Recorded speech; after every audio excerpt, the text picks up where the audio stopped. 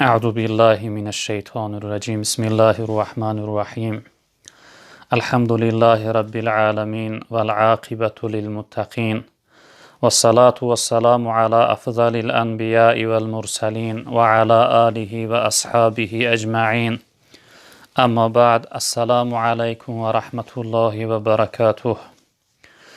برادران عزیز، دوستان گرامی قدر، شکر الله خوب و مهربان را که برای من و شما توفیق داده است و نصیب گردانده است که از این شبهای نورانی ماه شریف رمضان الحمدلله که استفاده برده ایستاده ایم.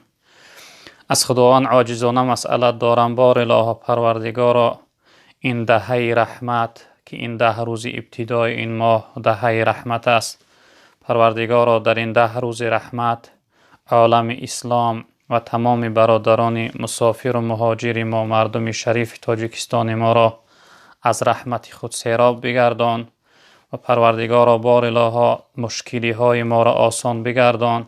پروردگارا این وباها و این بلاها را از حیات ما دور بگردان. پروردگارا اسلام عزیز ما را در روی عالم غالب بگردان. دشمنهای اسلام را خار و زبون نیست نابود بگردان. پروردگارا حکم و قانون قرآن را در روی عالم حاکم بگردان. پروردگارا وطن عزیز ما را از این وباها، از این بلاها، از این دردهای تبابت نشونده در حفظ امانت نگه بدار. و پروردگارا تمام برادرهای مسافر مهاجر ما را مشکلی هاشون آسان بگردان و زودتر و تیزتر پروردگارا از این بیماری، از این ناراحتی و ناآرامی نجات بده. آمین یا رب العالمین. برادران عزیز گرامی قدر، صحبتی که امروز میخواهم خدمت شما داشته باشم درباره غیبت است، چون که امروز یعنی جامعه ما مسلمان ها در بین تمام یعنی مسلمان و مسلمان زاده هر محفل هر مجلس وقتی نشست می شود البته در اونجا غیبت است. اگرچه از صنف بالا اهل علم و علما تا سردارها تا عامه نگاه کنیم، متاسفانه اکثر مردم یعنی در محفل ها و مجلس ها غیبت دارند. به این خاطر امروز خواستم یک چیز در باب غیبت صحبت داشته باشم تا اینکه از این درد، از این وبای خیلی ناراحت کننده که این حکمش در شریعت حرام است، غیبت کردن، مردم خود را نگه بدارند. البته حکم غیبت به نص قرآن یعنی این حرام شده است. الله رب العالمین ما بنده هایش را از غیبت کردن در قرآن منع داشته است. در سوره حجرات آیت 12 الله رب العالمین می فرمایند که استعیذ بالله یا ایها الذین آمنوا اجتنبوا کثیرا من الظن ان بعض الظن اثم ولا تجسسوا ولا یغتب بعضکم بعضا ایحب احدکم ان یأکل لحم اخیه میتا فکرهتموه واتقوا الله ان الله تواب رحیم. صدق الله العظیم. الله مهربان در این آیت کریمه از 3 چیزی ضررناک، از 3 چیزی که والله قسم همچون زهر بر این قاتل هستند، ضررناک هستند، الله مهربان ما را در این آیت از 3 چیز منع داشته است. یعنی این آیت 3 چیز برای ما حرام گردانده است. الله بزرگوار در ابتدای این آیت می فرمایند که یا ایها الذین آمنوا اجتنبوا کثیرا من الظن، ای آن ذاتانی که ایمان آورده اید، یعنی ای مؤمن ها و مسلمان ها، ای شخصیت هایی که به خدا باور داره، به گفته های خدا باور داره، یعنی که دوری بورزه، کناره جویی کنه از گمان ها، از بسیاری گمان ها که بعضی از گمان ها گناه هستند. متاسفانه این بدگمانی هم امروز در جامعه ما خیلی زیاده هست. نسبت به همدیگر بدگمان بودن، نسبت به همدیگر فکر و گمانی بد کردن، یعنی در جامعه خیلی زیاده هست. در روایت جناب پیغمبر صلی الله علیه وسلم ما را برای بدگمانی تاکید کردن تن بسیار خیلی خود را نگه بداره از گمان کردن که از همه دروغترین سخن این گمان است. مثلا یک انسان میگوید که فلانی فلان است، وقتی میپرسی از کجا میدون میگه به فکرم، به گمانم، یعنی که از گمانش میگوید. این حرام است. گمانی بد کردن نسبت به یک بنده مسلمان، به یک برادر مؤمن، این حرام است، گناه است. حتی جناب پیغمبر صلی الله علیه وسلم در روایت ها میگذرد که شب از شبها در مسجد اعتکاف، یعنی در مسجد اعتکاف نشسته بودند. البته ماه رمضان بود. حضرت صفیه مادرمون وقتی که پیغمبر بزرگوار صلی الله علیه وسلم میگه به زیارتش رفتم، میخواستم کمی با جناب پیغمبر صحبت کنم. بعد از اون جناب پیغمبر من یعنی در راه تنها بودم، همراهی من بیرون شد تا اینکه من تنها نآیم. وقتی در راه می آمدیم دو فرد، دو شخصیت از سر راه ما برآمد. وقتی اونها دیدن که جناب پیغمبر صلی الله علیه وسلم همراهی عورتی هست، همراهی یک عیالی هست، اونها در حال یعنی کناره گرفتن، خود را بیراه کردن. پیغمبر بزرگوار صلی الله علیه وسلم میگه به سوی اونها فریاد کرد، گو ای فلانی ای فلانی ایسته. اونها گفتن وقتی گوش کردن جناب پیغمبر صلی الله علیه وسلم که این صفیه هست، این همسرم هست. اونها گفتن سبحان الله، گفتن یا رسول الله ما چیزی نگفتیم، یگان فکری هم نداریم. جناب پیغمبر صلی الله علیه وسلم شیطان در درون رگ انسان مثل خون بر این تاب میخوره، میگرده. مبادا یک فکر و گمان شما را به سوی بگردانه که شما بگی که یعنی پیغمبر بزرگوار در شب همراه یک عورت، یک عیال دیدیم. یعنی که جناب پیغمبر صلی الله علیه وسلم از گمان بد کردن ما را معن داشتند. و در دوام آیت رب العالمین می فرمایند که ولا تجسسوا، یعنی تجسس سخنچینی میگویند، سخن یک انسان، یعنی گفته یک انسان به یک شخصیت دیگر برده رساندن به نیت و مقصدی بین این دو شخصیت، یعنی جنجال انداختن، زید کردن، دشمنی و بدی پیدا کردن. رب العالمین از این چیزم ما را معن داشته است. متاسفانه امروز سخنچینی یعنی جاسوسی در جامعه خیلی زیاده هست که یک انسان اگر از یک شخصیت یک سخن شنوه، چند چیز دیگر از خودش خوش کرده برده در شخصیت دیگر میرسانه تا اینکه بین این دو برادر، دو آشنا، دو رفیق دوست جداگی اندازه. به این خاطر الله بزرگوار از دویم چیزی که در این آیت یعنی ما را معن داشته است، این چی هست؟ از سخنچینی است، یعنی خبرکشی، سخن یک کس به یک کسی دیگر برده و رساندن، به تعبیر دیگر بگیم شوراندازی. در دوام آیت الله بزرگوار می فرمایند که ولا یغتب بعضکم بعضا، غیبت نکنه یعنی بعضی شما بعضی دیگرتون. یعنی الله رب العالمین در این آیت ما را معن داشته است که غیبت نکنه. از پیغمبر بزرگوار صلی الله علیه وسلم روز به سوی اهل اصحاب گفتن که اتدرون من الغیبه، گفتن آیا شما میدونه که غیبت چی هست؟ آیا غیبت چی هست شما میدونه؟ اهل اصحاب یک عادت خوبی داشتن که وقتی پیغمبر بزرگوار هر چیزی که از اونها میپرسید، اونها حواله به سوی خود پیغمبر میکردند تا اینکه جواب اون چیز بدانند. گفتن الله و رسوله اعلم. اهل اصحاب گفتن که الله و پیغمبرش داناتر است. الله و پیغمبر میدونه که غیبت چی است.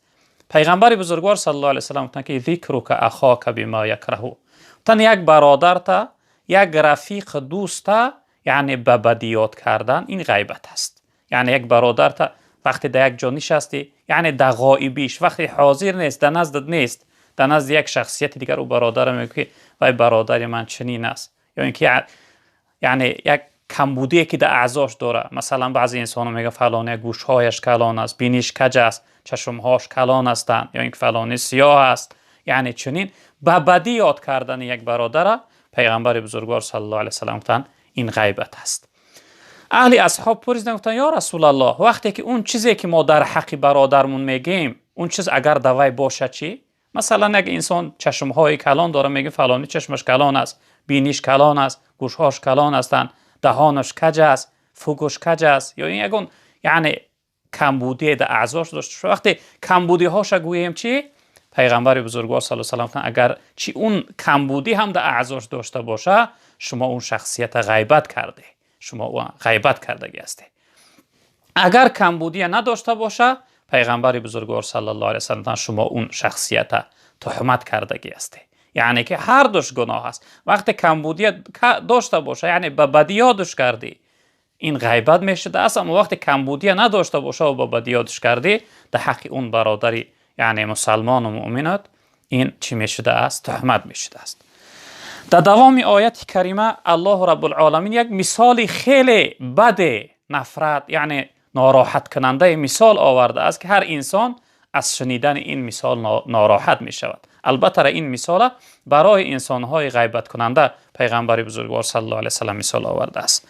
الله بزرگوار می فرمایند ایحب احدکم ان یأکل لحم اخیه میتا. الله رب العالمین می فرمایند که آیا دوست می داره یک کدام از شمایان این که بخورد گوشت برادر خود را در صورت حالتی که وی مرده است؟ یعنی برادرت همون شخصیتی که غیبتش میکنی در نزدت مرده است، آیا دوست می‌داری که گوشت بدن هوای یعنی از بدنش کنده و خوردن بگیری؟ الله رب العالمین در دوام آیت می‌فرماید که فکرهتموه، این کار بد می‌بینید شما. یعنی که این کار یک برادری که یعنی برادرت هست، رفیقت است، دوستت است، از گوشت بدن وی بود در صورت و حالتی که وی مرده است. در اصل انسان از شخصیت مرده یعنی هیبت داره، خیف داره، میترسه. در صورتی که وی مرده است یعنی از کجا این شخصیت میتواند که از گوشت بدنی وی خوره؟ الله رب العالمین گفتن که شما این کار بد میبینید. یعنی غیبت کردن مثالش مثل همین است که گویا از گوشت بدن اون برادر شما یعنی کنده و میخوری. واتقوا الله، الله رب العالمین در آخر یعنی ما را تاکید کردن که از خدا بترسید. یعنی در این کارها، در گمانیبت کردن، در سخنچینی، خبرکشی و در غیبت کردن از خدا بترسید. الله رب العالمین گفتند ان الله تواب الرحیم. الله بزرگوار یعنی توبه پذیر و چقدر مهربانی بخشنده گناه ها است. اگر این کارها را کرده باشه نزد پروردگار توبه کنه. و رسول اکرم صلی الله علیه و سلم در روایت دیگر یعنی فرمودند که این حدیثی متفق علیه است، یعنی بخاری و مسلم روایت کردن. پیغمبر بزرگوار صلی الله علیه و سلم می‌فرمایند، این حدیث حضرت عبدالله ابن عمر ابن عاص یعنی روایت کردن. پیغمبر بزرگوار صلی الله علیه و سلم فرمودند که المسلم من سلم المسلمون من لسانه و یده و المهاجر من هجر ما نهى الله عنه. گفتن مسلمان یعنی مسلمان حقیقی، مسلمان واقعی شخصیتی هست که مردم از دو چیزی وی سلامت میمونند، از زبانش و از دستش. یعنی که ببینه که در این حدیث پیغمبر بزرگوار در ابتدا زبان آوردن. گفتن مسلمان واقعی شخصیتی است که مردم از زبانش و از دستش سلامت میمونند. یعنی به زبانش مردم غیبت نمیکنه، به زبانش مردم آزار نمیده، به زبانش مردم تحقیر نمیکنه، به زبانش مردم دشنام نمیده، به زبانش یعنی در حق یک برادرش، یک دوستش گفتاری بد نداره. مسلمان حقیقی شخصیت است. یعنی وقتی که انسان از زبان غیبت بیرون کرد، سخنهای بد و قبیح بیرون کرد، فهمیده میشه که وی شخصیت یعنی مسلمان کامل نبوده، مسلمان حقیقی نبوده. و پیغمبر بزرگوار در دوام حدیث گفتن که و مهاجر شخصیتی هست که هجرت میکنه، یعنی دوری میکنه از آن چیزهایی که الله رب العالمین نهی کرده اند، معن داشته اند، یعنی حرام گردانده اند. ببینه امروز من و شما را مهاجر میگن. ما وقتی از وطن جدا هستیم میگوین مهاجر، یعنی هجرت کرده شده، سفر کرده شده. اما مهاجری حقیقی پیغمبر بزرگوار صلی الله علیه و سلم گفتن که کی هست؟ همون شخصیتی هست که مردم از زبان و یعنی از آن چیزی که خدا معن داشته است از او هجرت میکنه. و این خاطر من و شما حرکت داشته باشیم زبانها را از این گفتارهای بد، از این غیبت و یعنی گناه ها نگه بداریم. در روایت دیگر که این حدیث هم حدیث بخاری هست، از حضرت سهل ابن سعد رضی الله تعالی عنه روایت است. پیغمبر بزرگوار صلی الله علیه و سلم فرمودند که من یضمن لی ما بین لحیه و ما بین رجلیه از من له الجنه.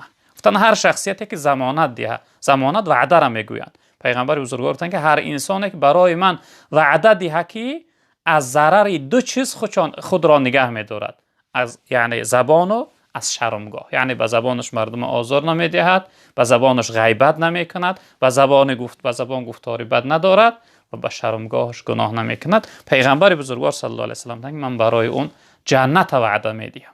یعنی که اگر از ضرر همین دو چیز هر شخصیتی که یعنی خود را نگه دارد، پیغمبر بزرگوار صلی الله علیه و سلم من برای اون شخصیت جنت وعده میکنم که اون شخصیت یعنی که اهل جنت است.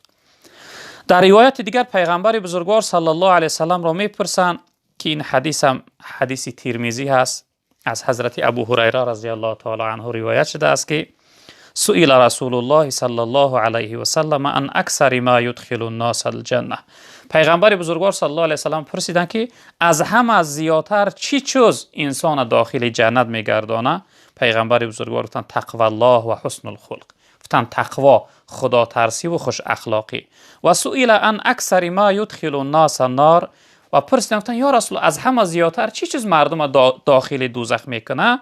جناب پیغمبر صلی الله علیه و سلم گفتند الفم و الفرج، گفتند یکم زبان دوم شرمگاه، یعنی اشاره به سوی این دو چیز کردن که از همه چیزهای ضررناکی که یعنی سبب داخل شدن دوزخ میشوه، جناب پیغمبر صلی الله علیه و سلم این دو چیز را گفتن، یعنی از اینها باید که من و شما خودداری کنیم، خودمون نگه کنیم. در روایت دیگر پیغمبر بزرگوار صلی الله علیه و سلم میفرمایند که این حدیث هم ابو داود هم امام احمد آورده است از حضرت برده باشه والله علم. جناب پیغمبر صلی الله علیه و سلم فرمودند که یا معشر من آمن بلسانه ولم يدخل الایمان قلبه، تن ای گروه شخصیت هایی که به زبان ها تو ایمان آورده و ایمان در دل های شما داخل نشده است. لا تغتاب المسلمین، گفتن شما مسلمان ها را غیبت نکنه، یعنی این خیلی تحقیری سخت است. انسان غیبت کننده رو ببینید جناب پیغمبر گفتن که ای شخصیتی که تو با زبانت ایمان آورده ولی ایمان در دل تو داخل نشده است، مسلمان ها را غیبت نکنه و در جستجوی عیب کمبودی مسلمان ها نباشه.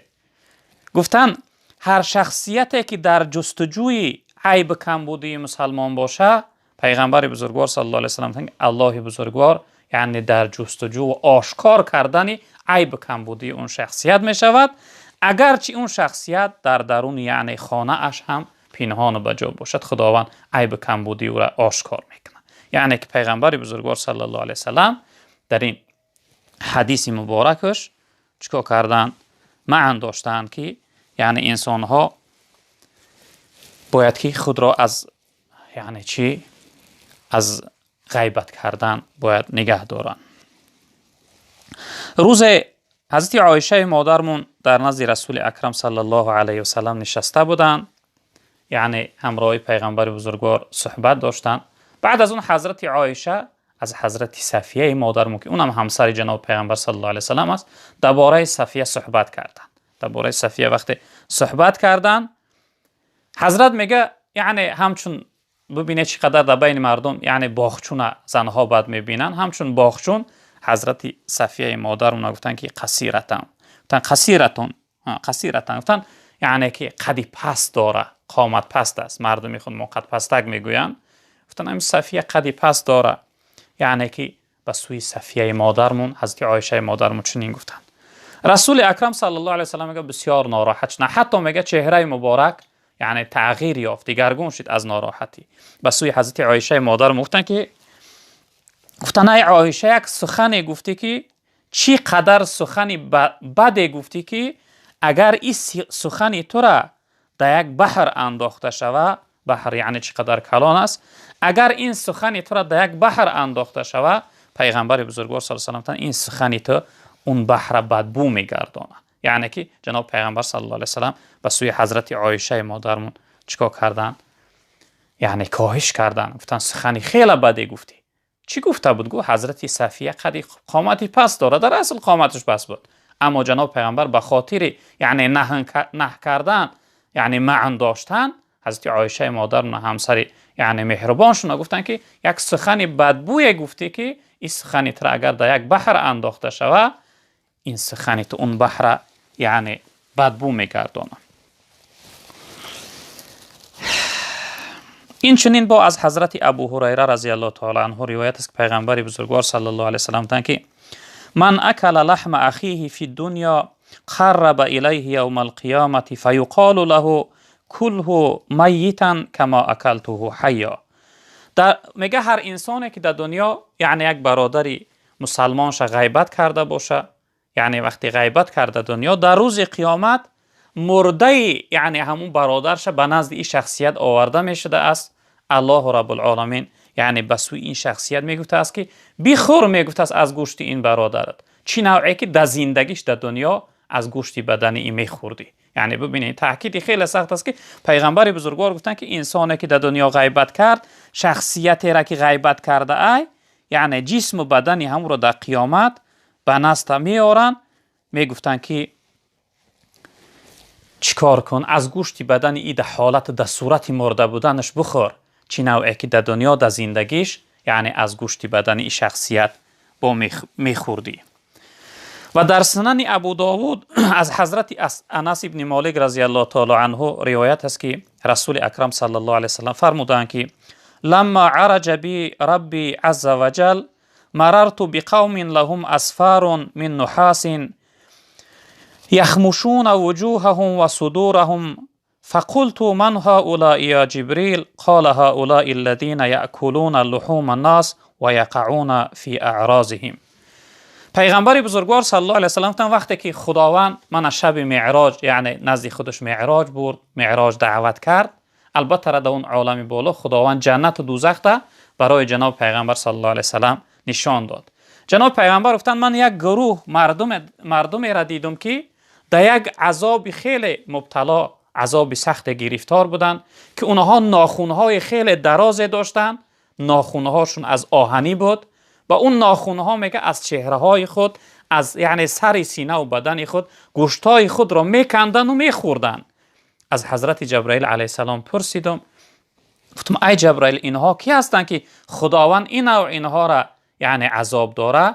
حضرت جبرائیل علیه السلام گفتند اینها شخصیت هایی هستند که در دنیا مردم غیبت میکردن و حرکت میکردن برای بی آبرو کردن مردم، یعنی حرکت میکردن که یک برادر یک دوستشون در جامعه بی آبرو کنند. یعنی همه این حدیث ها و آیت ها برادران عزیز بزرگوار دلالت برای چی دارند؟ برای حرام بودن غیبت، برای معن بودن غیبت، برای نادرست بودن غیبت. به همین خاطر پیغمبر بزرگوار صلی الله علیه وسلم در روایت دیگر فرمودند که کل المسلم علی المسلم حرام دمه و ماله و عرضه. تمام مسلمان برای مسلمان سه چیزش حرام است. خون مسلمان برای مسلمان حرام است، یعنی مال مسلمان برای مسلمان حرام است و آبروی مسلمان برای مسلمان حرام است ریزاندنش. یعنی انسان باید حرکت نداشته باشه برای ریزاندن آبروی یک برادرش. وقتی یک شخصیت غیبت کردی، البته چی هست؟ غیبت کردن آبروی او را از بین بردن و به آبرو کردن است. ایرا پیغمبر بزرگوار صلی الله علیه وسلم برای ما معن داشتن، یعنی حرام گفتن. در روایت دیگر پیغمبر بزرگوار صلی الله علیه وسلم فرمودند که ایاکم والغیبه، گفتن از یعنی غیبت کردن خودداری کنه، مردم غیبت نکنه. فان الغیبه اشد من الزنا، گفتن زیرا اینکه گناه غیبت از گناه زنا کردن زیادتر است، یعنی سختتر است، بالاتر است. این الرجل قد یزنی و یتوب فیتوب الله علیه. جناب پیغمبر صلی الله علیه و سلم گفتن که زیرا اینکه یک شخصیت زنا میکنه، بعد از زنا کردنش توبه میکنه، خداوند توبه او را قبول میکنه، گناهش میبخشه. و این صاحب الغیبه لا یغفر له حتی یغفر له صاحبه. زیرا اینکه یک انسانی غیبت کننده گناهش بخشیده نمیشود تا اون لحظه ای که اون شخصیتی که غیبتش کرده است تا او گناهش نبخشه. یعنی مثلا من غیبت میکنی، یک برادر دیگر تا غیبت میکنی، او شخصیتی را که غیبت کرده تا او گناهی تو را نبخشه، یعنی که گناهی تو بخشیده نمیشده است. به همین خاطر از غیبت پیغمبر بزرگوار صلی الله علیه و آله خودتون نگهداری. ولی حضرت امام اعظم رحمت الله علیه گفتن ابتدا اول اینکه گفتن من غیبت نمیکنم، گفتن اگر من غیبت کنم پدر و مادری خود ما غیبت میکنم، چون که هر شخصیتی را که غیبت کردی و یک گناهش کم میشود، یعنی در نامه اعمال و ثواب نوشته میشود و در نامه اعمال خودی شخصیتی گناه یعنی غیبت کننده گناه نوشته میشه. به این خاطر از غیبت انسان باید خیلی خودداری کنه. در آخر روایت را پیغمبر بزرگوار صلی الله علیه و سلم فرمودند که در زمان جناب پیغمبر به نام ماعز گفتنی شخصیتی بود، صحابی بود که این شخصیت میگه در دوام حیاتش یعنی لغزش خور، خطا کرد و زنا کرد. وقتی بعد از انجام این گناهش نزد جناب پیغمبر صلی الله علیه و سلم آمد، گفت یا رسول الله، یعنی که من زنا کردم، من این کاری بد فحش انجام دادم، بجا آوردم، حدی شریعت، حکم و قانون شریعت در حق من جاری کنه. انسان وقتی زنا کرد، اگر مملکت اسلامی باشه یعنی حکم و قانون شریعت باشه، انسان بیزن دوره میزنن و انسان زندار سنگسار میکنن، یعنی در هر دو صورت انسان میموره. وقتی که این شخصیت از پیغمبر بزرگوار یعنی این سخن گفت، ابتدا جناب پیغمبر سخنهاش گوش نه انداخت، اهمیت نداد تا اینکه از قولش بگرده، یعنی تکرار نکنه. جناب پیغمبر نخواست که وی حد زنه. دوم بار سوم بار وقتی این شخصیت میگه دعوا کرد، پیغمبر بزرگوار صلی الله علیه وسلم بعد از اون حد شریعت یعنی حکم شریعت در حق و یعنی حکم کرد، در اصل و زندار بود، حکم سنگسار کرد. وقتی مردم میگه همراهی پیغمبر بزرگوار صلی الله علیه وسلم به سوی سنگسار برآمدن، بعد از اون میگه وقتی سنگسار زدن، البته حضرت معیز رضی الله تعالی عنه وفات کرد، بندگی کرد. این لحظه بود میگه دو شخصیت در یک گوشه به هم دیگر صحبت میکردن. یکی از اونها به سوی دیگرش گفت که این معیز گناهی که خداوند سترش کرده بود، پنهانش کرده بود، ناآشکارش کرد، گناهش در بین مردم آشکار کرد و مثل سگ بر این در زیر سنگ ها مرد. این سخن در حق حضرت معیز گفتن.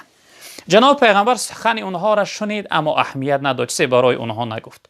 وقتی از یعنی اون مکان و جای سنگسار کردن به سوی مدینه بازگشت کردن، در راه آمدن بودن، در آمدن دیدن ناگاه در بر راه یک خر مرده است، ورم کرده است، بوی گرفته است. جناب پیغمبر صلی الله علیه و سلم که فلانی و فلانی در کجا هستند، یعنی اون دو شخصیتی که در حق حضرت معیز غیبت کرده بودند، گفتن مثل سگ بر این در تگ سنگا مرد. اونها را گفتن جناب پیغمبر که اونها در کجا هستند. اونها گفتن یا رسول الله ما اینجا هستیم. جناب پیغمبر اونها را نزد خود دعوت کردند. تمام مردم یعنی این حادثه را، این واقعه را، این حالت تماشا میکردند. جناب پیغمبر با سوی اون شخصیت اشارت کردند، گفتن روی، گفتن از این خری که مرده است و بو گرفته است، از گوشت بدن وی خوره. اینها هم دیگر را نگاه کردند، گفتن یا رسول الله به چه خاطر سخن در حق ما میگویی؟ البته هیچ شخصیت یگان آدم از گوشت خری مرده یعنی بوی گرفته و ویران شده نمیخوره. جناب پیغمبر گفتن قسم به نام الله، گفتن از گوشت این خری مرده بو گرفتن خوردن برای شما بهتر است از آن سخنی که شما در حق برادرتون معیز گفته. این لحظه معیز گفتن قسم به نام الله در یک بحر از بحرهای جنت شنا داره، یعنی استراحت داره. او حد شریعت به گردن گرفت، از این دنیا یعنی به آخرت طرف. این لحظه اون در یک یعنی بحر از بحرهای چی جنت شنا داره جناب پیغمبر صلی الله علیه و سلم. یعنی این حدیث ها همشون دلالت برای چی دارن؟ برای معن بودن، حرام بودن غیبت، که متاسفانه امروز در جامعه ما این عمل یعنی این کار غیبت کردن عملی است. شیخ سعدی قصه دارد در بستانش میفرمایند که یکی گوشی کودک بمالید و سخت، که ای بوالعجب گوی که ای بوالعجب رای برگشته بخت، تو را تیشه دادم که هیزم شکن، نگفتم که دیوار مسجد بکن. میگه یک شخصیت کودک یک تبر در دست و گفت فرزندم برای هیزم میده کن. این کودک رفت، البته را فعل عادت کودکی رفت کنار خانش مسجد بود، شاید میگه دیوار مسجد ازت شکاف کرد، دیوار مسجد ازت خراب کرد.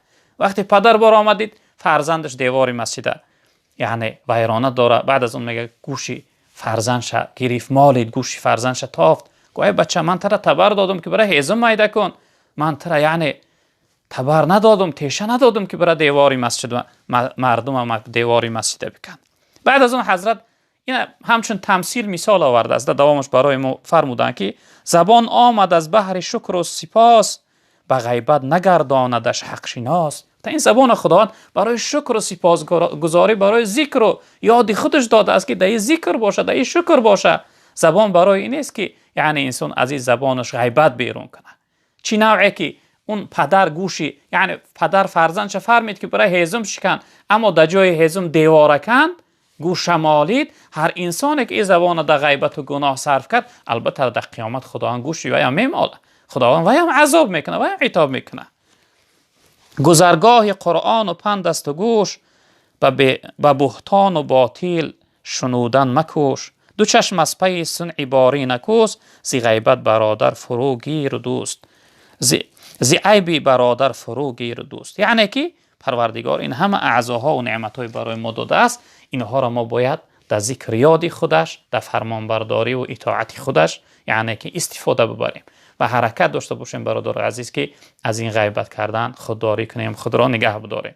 پروردگار بزرگوار همه ما و شما را در حفظ امانش نگهبان باشه و خداوند بزرگوار از این بلاها و آفتها، مصیبتها و مشقتها ما را در حفظ امانش نگه بداره و خداوند عبادتهای پر از کمبودی ما را به درگاهش قبول بگردانه. پروردگار مشکلی هامون آسان بگردانه و خاتمه مون به خیر بگردانه. خداوند برای ما توفیق دهه که از لحظه های نورانی این ماه استفاده ببریم. و آخر دعوانا الحمد لله رب العالمین و صلی الله علیه و